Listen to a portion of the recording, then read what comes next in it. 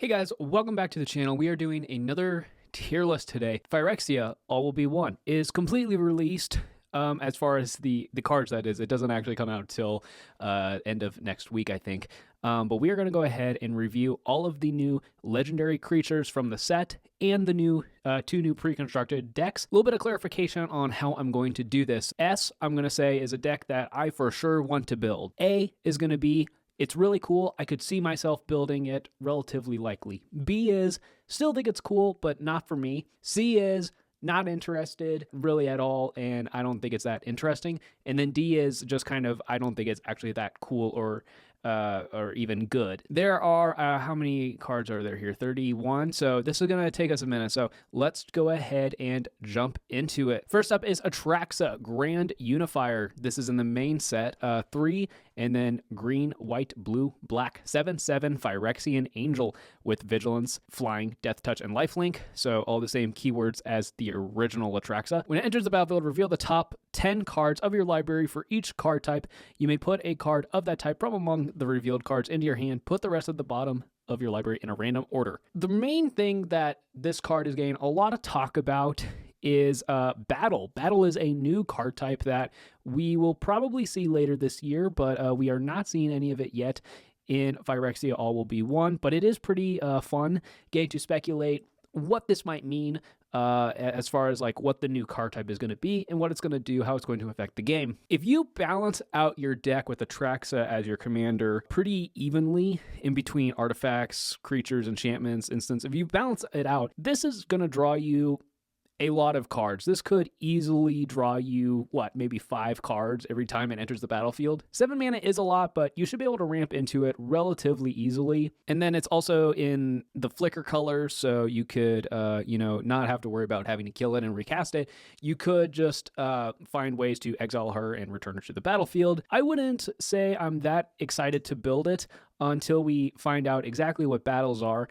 But it seems strong. It seems cool. I like that it is a really good callback to the original Atraxa as well. So we'll go ahead and put the new Atraxa in the A tier. Next off is Drevnod Carnage Dominus. And there is a Dominus legendary creature for all 5 colors. This is the black one. So for 3 black, 8/3 Phyrexian Horror. If a creature dying causes a triggered ability of a permanent you control to trigger, that ability triggers an additional time. You can pay Phyrexian Black, exile 3 creature cards from your graveyard, and put an indestructible counter on it. Being able to make this indestructible is actually what makes it pretty interesting, because there is a Orzhov commander from, I think the most recent time we were on Ravnica, I think that's what that card's from, that has, I think it's the exact same ability. If a creature dying causes a triggered ability of a permanent you control, it triggers an additional time. I think it's the exact same thing. So it's like, okay, if you want to build a mono black build, that's cool. You can do like something very similar, but I think being able to have a second color probably is better. But being able to make this indestructible seems like it's pretty efficient, especially since it's an 8/3 beater. You make it indestructible, it's not only going to have that really powerful static ability, but it is also just going to be able to get in for some damage. So I don't know if I necessarily see myself building it, but it is a cool effect. And it is I like it when there's like cards that are like almost exactly the same as cards that already exist, but then they're just slightly different. I think that's actually pretty good. Next up, we have Elish Norn, Mother of Machines. So for 5 and a white, Phyrexian Praetor 4/7 with Vigilance. If a permanent entering the battlefield causes a triggered ability of a permanent you control to trigger, that ability triggers an additional time. Permanents entering the battlefield don't cause abilities of permanents your opponents control to trigger. I've been pretty vocal about this card. I don't really like it. I think it's too generically powerful.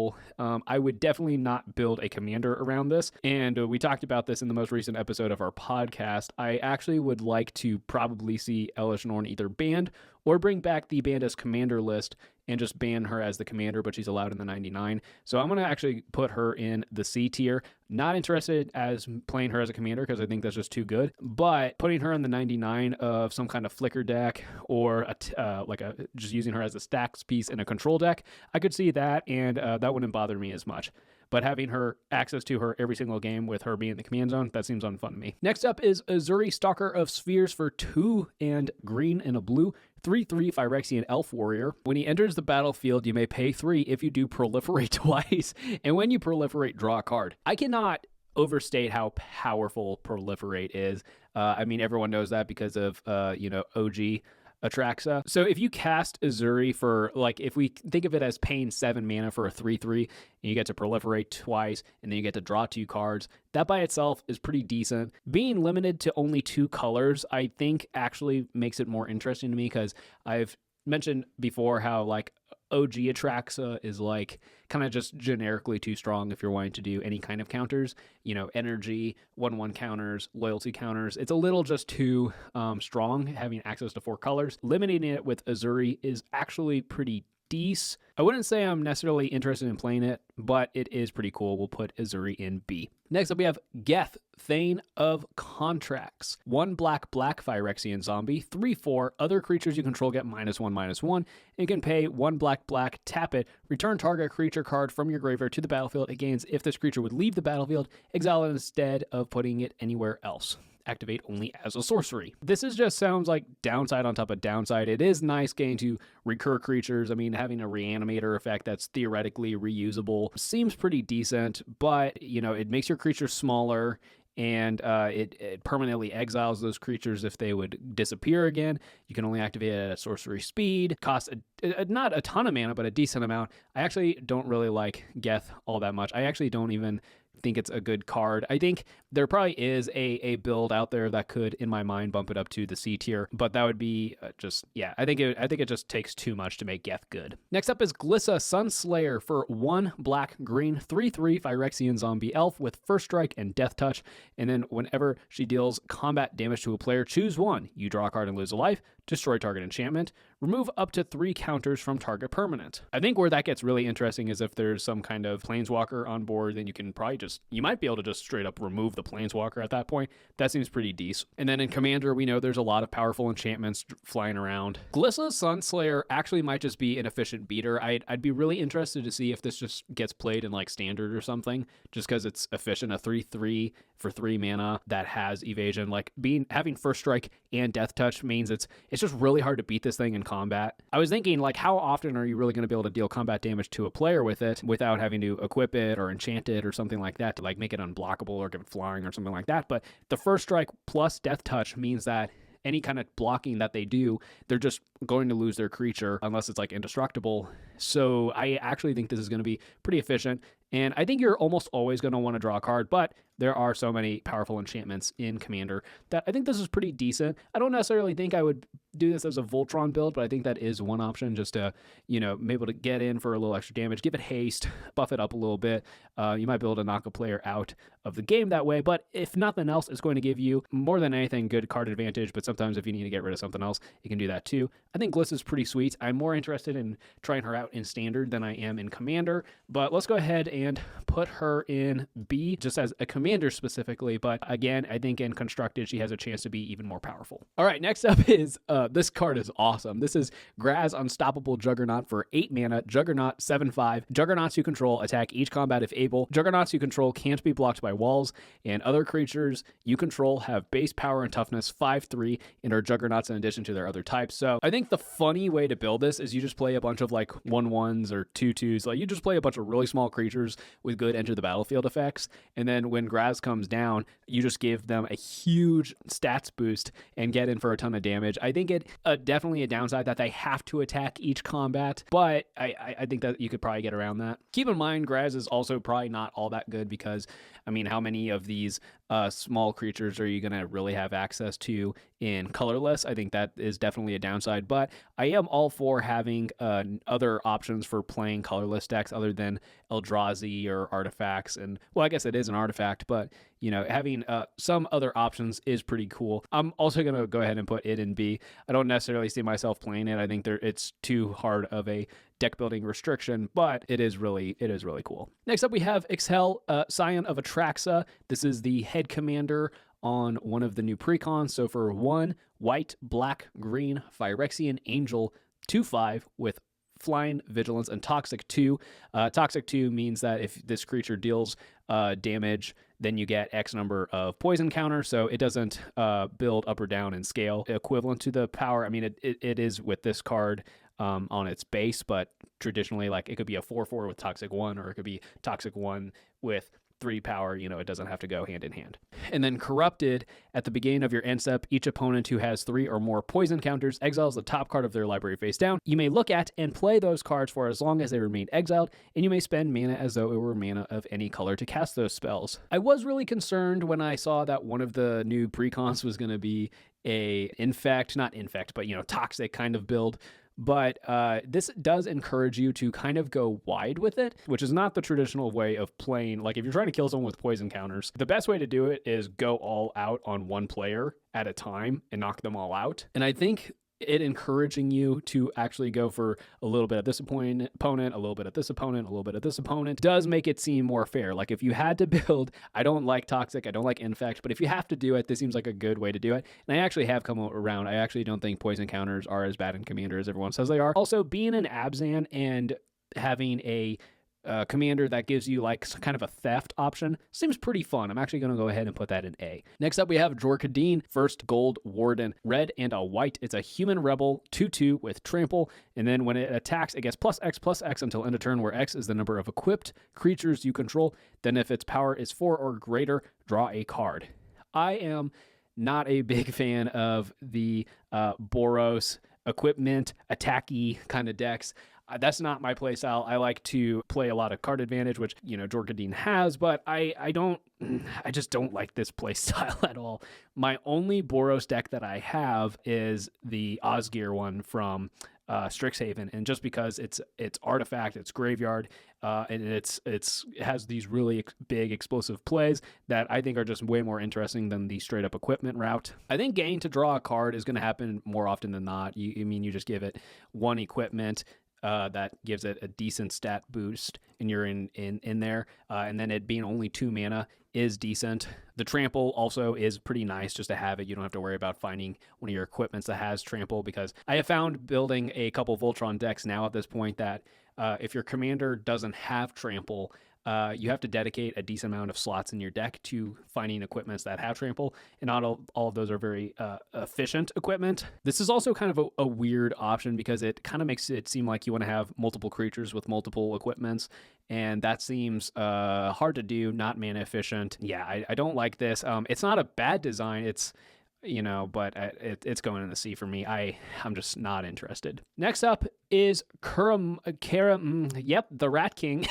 For 1 black, it's a Phyrexian rat, a 3/3 with toxic 1. Other rats you control have toxic 1, and when it enters the battlefield, look at the top 5 cards of your library. You may reveal any number of rat cards from among them and put them into your hand. Put the rest on the bottom of your library in a random order. So it being mono black, you don't have a ton of ways to abuse this enter the battlefield. It being 3 mana, you could have some kind of sacrifice outlet and just keep bringing it back. That is an option, but honestly, just the ability to give your rats toxic 1 seems pretty good. There is another new rat commander from Jumpstart that everyone was like, oh, well, now if you're going to build a rat deck, this is just straight up the best way to do it. But I don't know. I think this is also a decent option because a lot of those rat decks are go wide.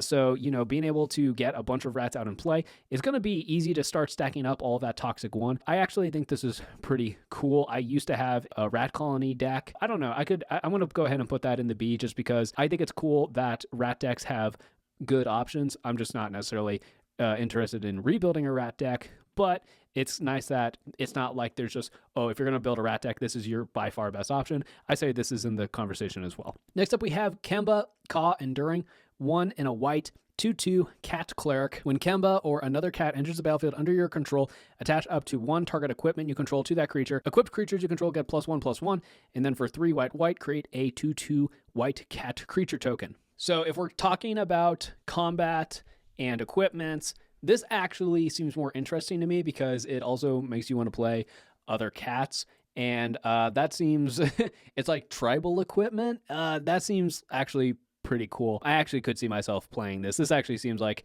if I had for some reason to build a mono white deck or a tribal deck or an equipment matters deck, this actually seems pretty fun. Actually, I don't know what the power level of it is necessarily, but the fact that you also get to get around the equip cost, because that's the downside of equipments, is like, yeah, they get to stick around if the creature dies on like enchantment auras, but they tend to cost a lot of mana to re-equip. So yeah, I think this is pretty good. Next up is Kethek Crucible Goliath for 2 black red Phyrexian beast 4/4.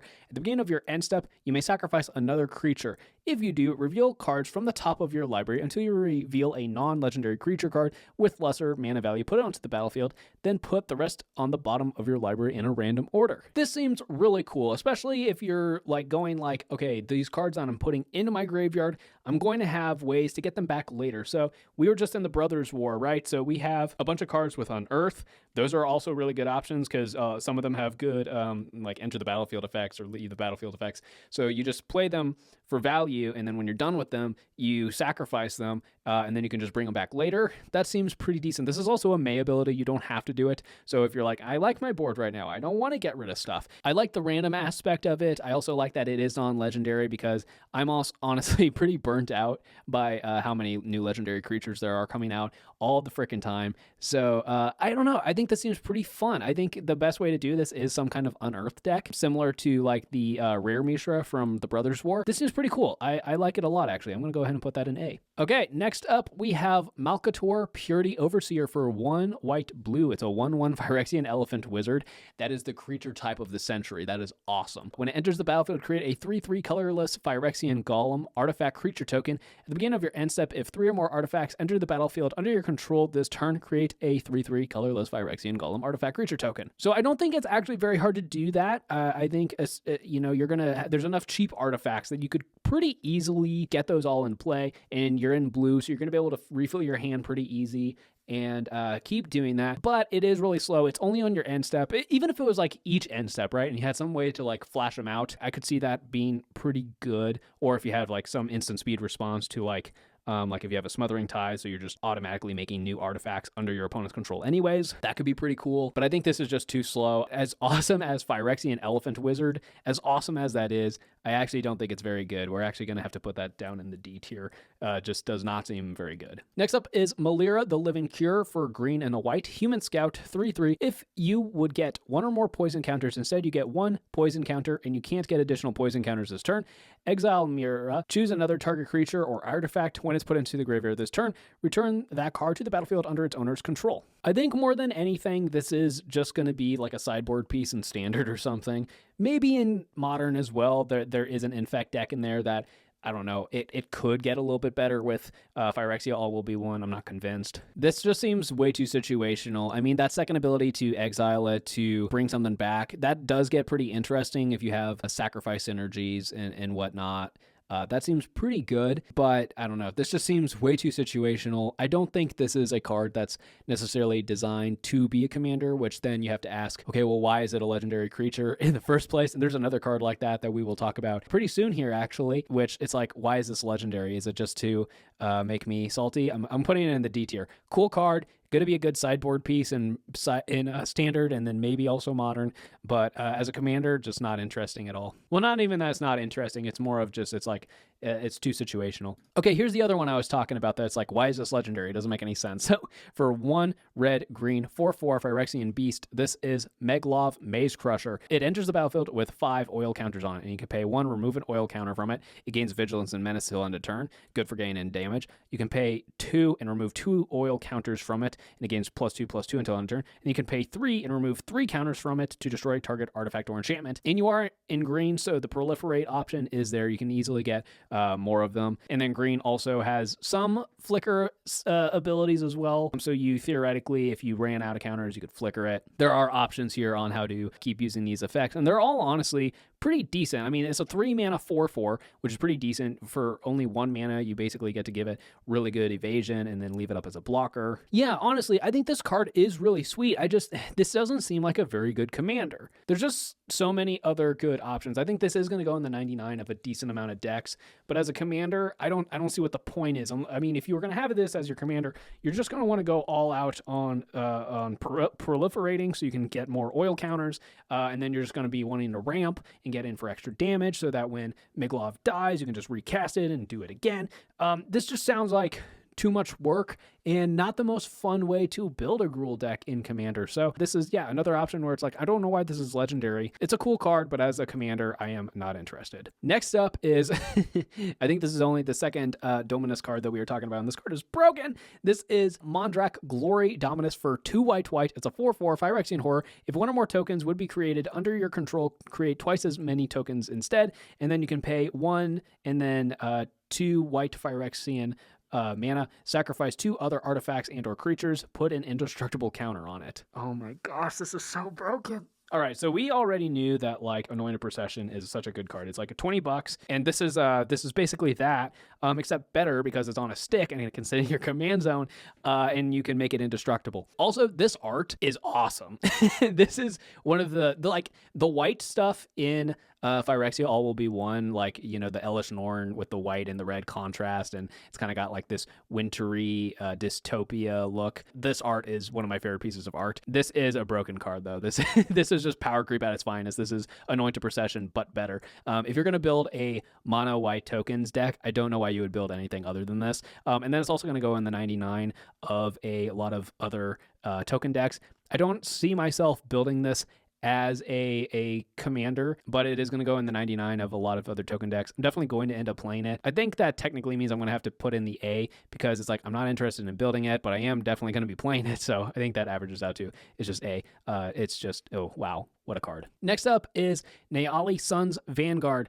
2 red white 3/3 human rebel. Attacking tokens you control have double strike, and whenever one or more tokens you control attacks a player, exile the top card of your library. During any turn you attacked with a token, you may play that card. And Naali is the face commander of the other precon that is coming out alongside the set. Red white attacking tokens, it's not that interesting to me, but the card advantage is actually going to be pretty nice. You are going to end up probably with a decent amount of extra cards. It would be better to just draw the card straight up instead of exiling in. You can play it later. Like, even then, I think it's actually pretty decent. I mean, by far you have to be going wide with this, right? And I think the double strike is actually going to matter. I think the double strike is going to make or break this. If you go wide with a bunch of 1/1s, but they all have double strike, that makes a pretty big difference. Again, not big for the Boros swingy kind of plans, but it's definitely better than Jorkadeen, so I guess we're going to have to put this up in the B tier. Next up is Othari Sun's Glory, so this is the backup commander in that deck. For 3 red white 3/3 Phoenix with flying, lifelink, and haste.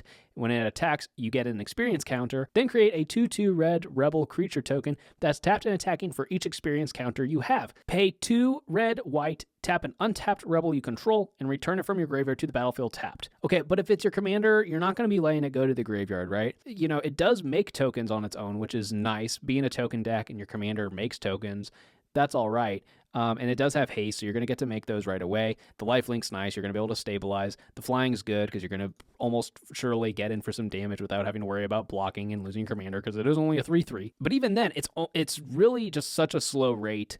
And then, yeah, this whole second row here, I think is just flavor text. I realize that it is a Phoenix, and Phoenix's whole things are being able to come back from the graveyard. But if it's your commander, why risk it? Unless you are for sure going to be able to recast it right then and there. It's just not worth it. I mean, there's just so much graveyard hate rolling around that it's not worth it. So I'm going to have to put it in, I can't put it in D, because I think it is a cool design, but it's just not a good commander. So I'll leave it in D, because that was kind of my logic with these cards, is like good design, cool card, just not a good commander. Next up is Ovika Enigma Goliath. This card is wicked cool. So for 5 blue-red 6/6 Phyrexian Nightmare with flying and ward, pay 3 and 3 life.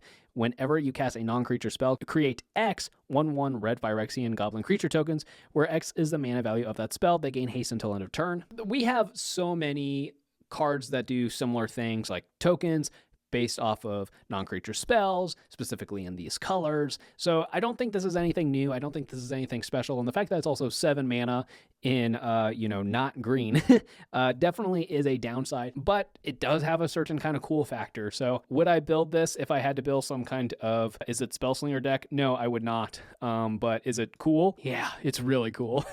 Next up, we have Rhea Ivor, Bane of Bladehold. This is for 2 white black Phyrexian Knight, 3/4 with Battle Cry. So whenever this creature attacks, each other attacking creature gets +1/+0 until end of turn.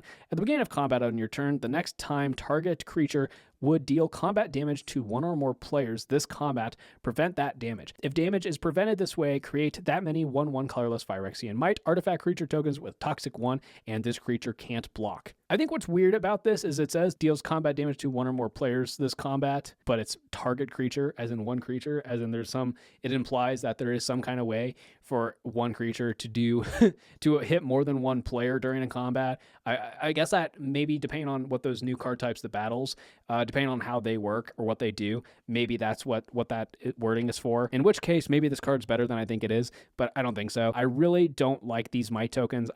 Yeah, the 1/1s with Toxic 1 that are artifacts, so they have some kind of synergy, but they can't block. And whenever I see this creature can't block, it already is a major downside. Again, the art in this set is amazing. I think this art is freaking dope, but I don't necessarily think that this card is all that cool. I'm going to have to put that in the C tier. Could go up based on the wording. Maybe it has to do something with the battle mechanic, but we'll see. Next up, we have Skrelv Defector Might for 1 white mana. It's a 1/1 Phyrexian Might artifact with Toxic 1.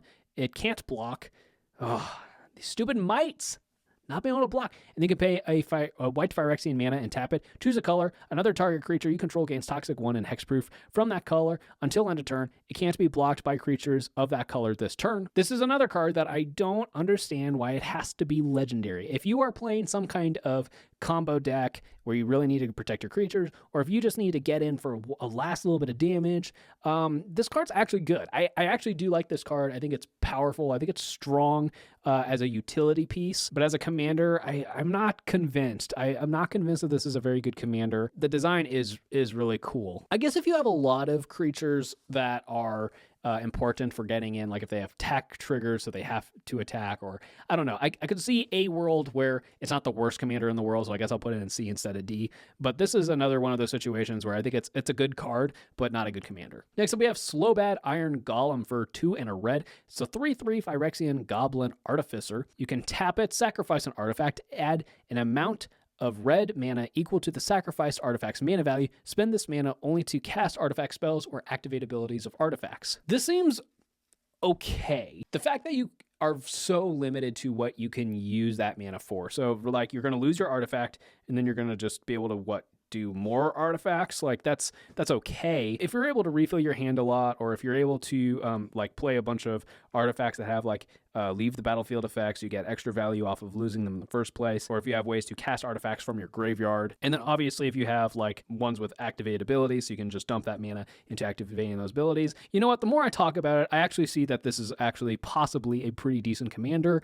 I'm going to go ahead and put that in the B tier. I'm not going to go out of my way to play it, but never say never. And it actually seems like it has some potential. Might force you to play a handful of cards that you wouldn't play otherwise, which also is cool. There are a couple cards that are coming to mind that's like, yeah, I'm obviously going to play those. But I think once you go out of like, okay, these are the cards I'm for sure going to play, you're going to be left with a lot of slots where you're like, I don't know what to play now. So actually, maybe it is pretty fun. I don't know. Next up is Solfim Mayhem Dominus for 2 red. It's a 5/4 Phyrexian Horror. If a source you control would deal non-combat damage to an opponent or a permanent an opponent controls, it deals double that damage to that player or permanent instead. And then you can pay 1 red Phyrexian mana, discard 2 cards, put an indestructible counter on it. So the problem with it being mono red is you're pretty limited to your card draw. A lot of the more efficient card draw in red is impulse draw, so you're just exiling it and you can play it that turn or the next turn, which is fine. It feels like a flavorful way to have red card draw, but that means it's not literally in your hand. So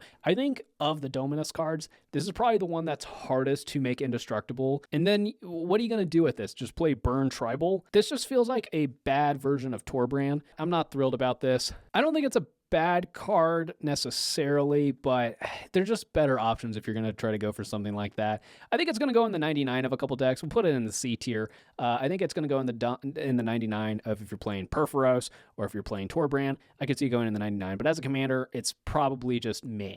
Next up is Tekuthel Inquiry Dominus for 2 blue, 3/5 Phyrexian Horror with flying. If you would proliferate twice instead, and then you can pay 1 and Phyrexian Blue, Phyrexian Blue. Remove 3 counters from among other artifact creatures or planeswalkers you control. Put an indestructible counter on it. That seems like one of the easier ones to do for the Dominus, making them indestructible. This is maybe the second easiest one. I think the white one is the easiest one, but this is probably the second easiest one. This just seems really good. If you're going to play a counters matter in mono blue, this just seems by far, like, I don't know what would push you to do like 1/1 counters doesn't necessarily seem that good in mono blue. I could see maybe building a planeswalker deck in mono blue. Maybe there's probably enough good mono blue planeswalkers that you could justify doing that. I don't know.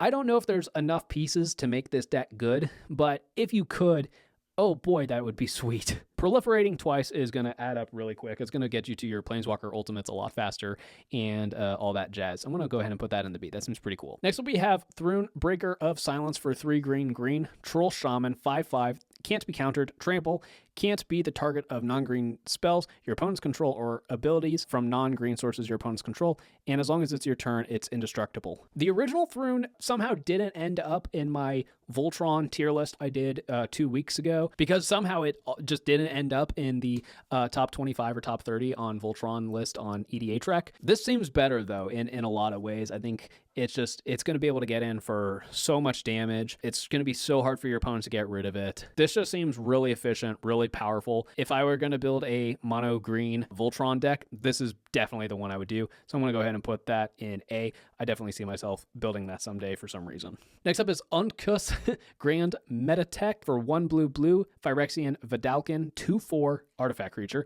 And other blue creatures you control have, whenever this creature becomes tapped, draw a card, then discard a card. Other artifact creatures you control get +1/+1, and they can pay a Phyrexian blue mana. Until end of turn, target creature you control becomes a blue artifact in addition to its other colors and types. Activate only as a sorcery. So the obvious way to do this is play blue artifact creatures, which I can't imagine there's too many of those rolling around. But I think what's going to be more powerful isn't the artifact creature buff. I think what's going to be more powerful is the looting ability you're going to get off of blue creatures. But I guess the Phyrexian mana also makes them artifacts.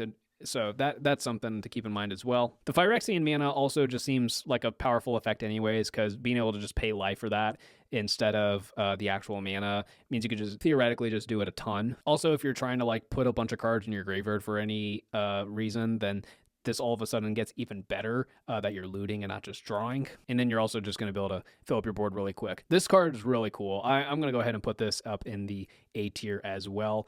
This just seems really, really strong. It seems like there's some kind of combo potential with it. If nothing else, it's a great card draw engine, and having a little bit of a stats buff on your commander is also really good when it comes to combat, because as much as I like to dirtle and just draw cards, at the end of the day, we do have to end the game, so that seems good. Next up, we have Venser Corpse Puppet for blue and black. It's a Phyrexian zombie wizard. That's a 1/3 with lifelink and toxic 1. Whenever you proliferate, choose 1. Option 1, if you don't control a creature named the Hollow Sentinel, create the Hollow Sentinel, a legendary 3/3 colorless Phyrexian golem creature token. And then target artifact creature you control gains flying and lifelink until end of turn. I know Venser is like actually a character in Magic, and that's why it's a legendary creature, but this also just doesn't feel like a good commander. It feels like a character. It feels like a completion in a story. Completion. See what I did there? That's funny. But I don't see this as a very good commander. I'm going to put this down in the D tier. I don't see what the point in doing that is. I love this next card. This is Vishgraz the Doomhive,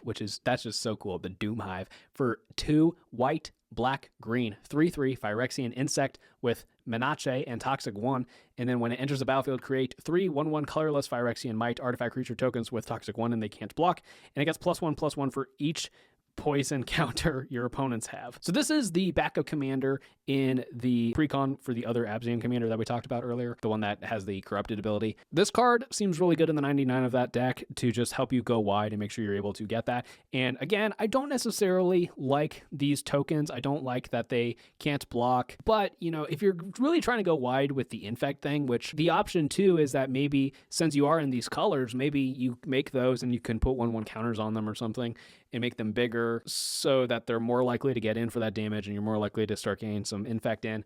I'm not sure. But again, this art is so cool. This card is just so sick. I'm not convinced it's actually that good. I definitely don't think it's as good as our other toxic commander we were talking about, but I think it's still an A tier, just on a badass level. Okay, we got two more. This is Vrand Executioner Thane for 1 and a black, Phyrexian Vampire, 2/2. Whenever one or more other creatures you control die, each opponent loses 2 life and you gain 2 life. This ability triggers only once each turn. If it didn't have that ability triggers only once each turn clause, this card would be maybe even an S tier for me. Like, I would be like, oh, I'm gonna find a way to break this.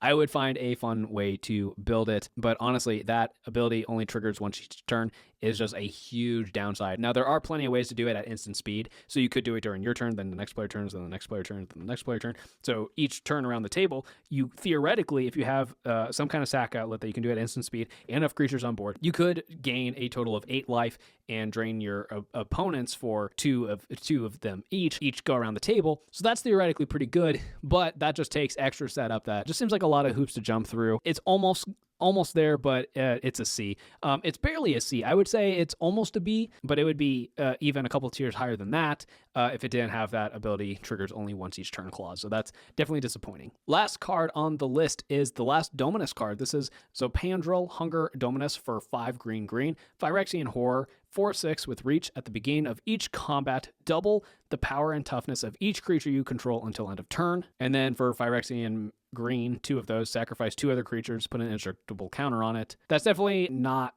too hard to do either. There's a green enchantment from Midnight Hunt that has either this clause or something like that. Being able to double the power and toughness of your creatures even on your opponent's turn, because it's each combat, is pretty good, because that means that they're not only great beaters, but they're also going to be great blockers. I think it being 7 mana isn't necessarily a huge drawback in mono green, but you're also in mono green, so you're just going to have big, powerful, efficient creatures anyways, and have plenty of ways to refill your hand because green's just OP in Commander. It's definitely not a bad commander, but I don't see why I would run this over some other mono green commander, especially if you're just going the big creatures route or the powerful creature route, because maybe the way you do this is you play like mediocre sized bodies, but then you just play creatures with good abilities. So in that sense, I think it's going to have to go in the B tier. Not necessarily something I see myself building, but I'd be wrong if I said it wasn't powerful and there wasn't some kind of potential for it to go up. So that is going to do it for me. This is going to be our tier list for the new commanders, and Phyrexia all will be 1. As you can see, there's no S tier. There's none of these are screaming out to me as like, I feel like I for sure have to build this deck. None of them seem that special to me, but there are a lot of cool cards here. I'm surprised how many of these legendary creatures just feel like good creatures, but not good commanders. Like a lot of this D tier are like, yeah, those are good cards. A couple of these cards in the C tier, good cards, but it's like, I would never build a deck around it, but I would slot in the 99. And I've said before, I'm really tired of all these new legendaries. I mean, I'm all for having lots of options so that you can really cater to your own playstyle and make the exact commander deck you want to make. That's awesome. You should have that ability. But a lot of these creatures that are just good, but not good in command zone situations, I think that they should just not be legendary so that they have a better chance at seeing play in constructed. I know Commander is technically the most popular way to play Magic, but the other ways to play Magic are important, and they are a lot of fun as well. But just because I didn't have anything in the S tier doesn't mean that you guys don't. Are any of these cards that you would have put in the S tier, or any of these cards that you think you're going to build Commander decks around? Let me know in the comments. I would love to know. If you haven't seen any of my other tier lists, shortly there will be a link popping up that you can go click on to see the other couple tier lists I've done. Otherwise, I don't necessarily have any other ones that I will be doing in the near-ish future, but we will see. I'm sure an opportunity will come up. And if you have something you would like me to do a tier list of, you can let me know in the comments down below for that as well. Otherwise, make sure you're subscribed. And yeah, I will see you guys next time.